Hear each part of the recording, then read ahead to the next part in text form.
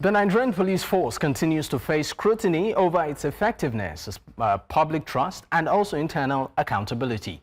While past reforms are focused on training and equipment, attention is now shifting towards leadership and management practice. As calls for restructuring grow louder, we ask, can better leadership, accountability, and resource allocation transform the force into a public service Nigerians can trust? Or is the rot too deep for a managerial fix? Now, these, of course, are topical issues that we will be looking at this time. Isaiah Ijele is the convener of Police Integrity Movement. He joins me virtually. Thank you for your time. Very much, Mr. Frank, for having me once again. All right, let's look at the Nigerian police force, and particularly when it comes to its engagement with the civil society. The issue of trust seems to be missing, and I'm not talking a year ago, 2 years. It's been running like that for decades, right? And we've seen reforms and attempts over the years, but it seems like nothing is working. Why? Mr. Frank, thank you once again. Like I said earlier in one of my interviews this afternoon, you see, whatsoever you constantly profess become a habit. We've been professing and be saying Nigerian police is corrupt. So even a child that is growing up, we abandon this mentality in their subconscious and consciousness that Nigeria police are corrupt. We don't look at the positive part of their activities. In fact, police that's supposed to be our security, the citizens sometimes become afraid even when they see police around them. This is because of the misinformation. And yes, I am not saying I'm exonerating all the bad eggs and some of the bad acts of some of the police. But the fact is very simple. We cannot measure the character of one person as a yardstick to call Nigeria police entirely corrupt. I don't believe in that. But are you saying, because I mean from what you've said that it seems to be a mindset thing for many Nigerians, and that's why there seems to be the trust vacuum.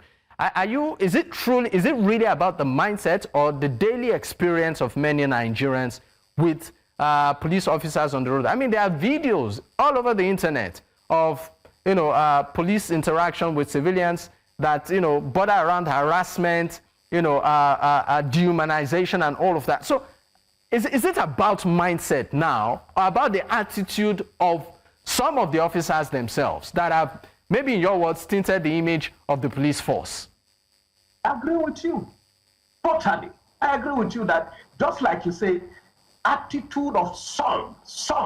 Now, this is my argument. If we say some, where are the good ones? You see, we seem to dwell in, and, the negativity becomes, understand? The negativity becomes a daily habit. So the negativity is more selling than the reality. That is the problem. We have navigated from the positive part, so many people are not looking at the police rather than aspect. It is so disheartening that a lot of officers are putting their life on the line. A lot of officers are putting their life on the line.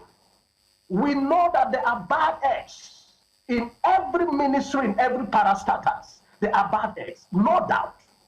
But what about those who are doing good? All right. What about in their operation? All right. Now let's shift this conversation to look at the activity of a particular person, the activist, who over time has been very vocal, not just against, but even in support of the officers. Recently, he was even pushing for a better remuneration, for these officers, and has also over time to raise up issues of harassment and how they deal with civilians. One issue he has, particularly been calling for is the immediate removal of the Inspector General of Police, Kayode Egbetokun, who, of course, he has cited, cases of human rights violation, collusion, and powerful elites, and all of that. But more importantly, the fact that he feels that his tenure has expired. So I'd like you to speak, on the activities of Mr. Omoyele Sowore in less than 30 seconds, if you may. You see, let me tell you this. The activities of Sowore is becoming, let me say, the activism is not a yardstick for abusing people, for insulting people. Sowore, to me, is not an activist. To me, he's just an opportunist.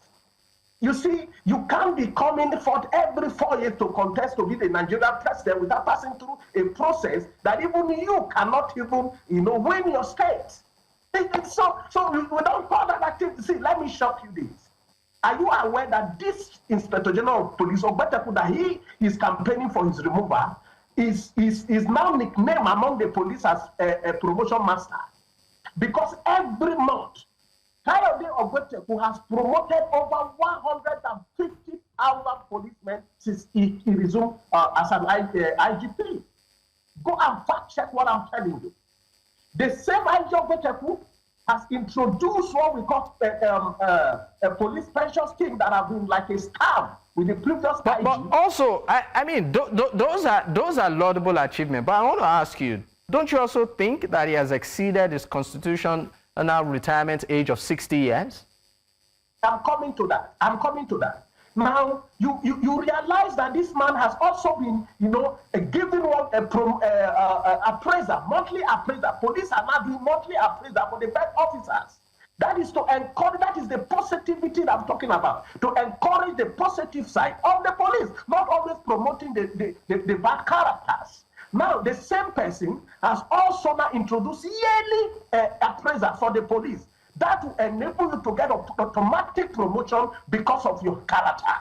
That is another way to encourage them, to give them, I don't understand when they are talking about police welfare, if they are talking about maybe sharing money like politicians. Otherwise, the welfare that I know is promotion, which he's doing.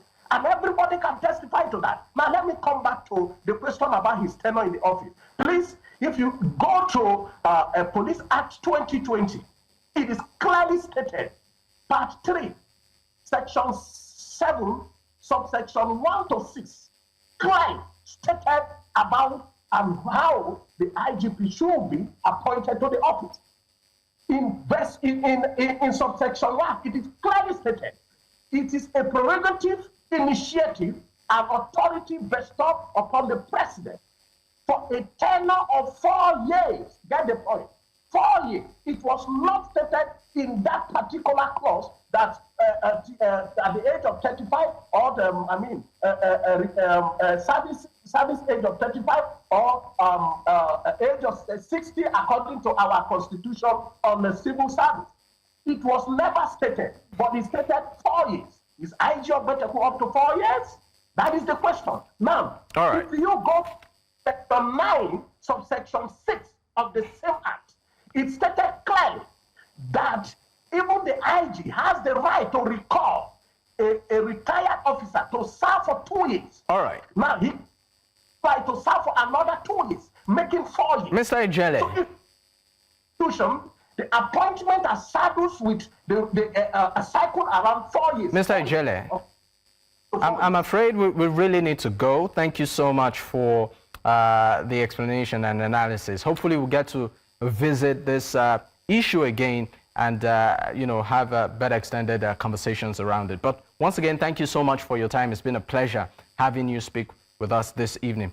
Isaiah Ejele is the convener of Police Integrity Movement. Once again, thank you.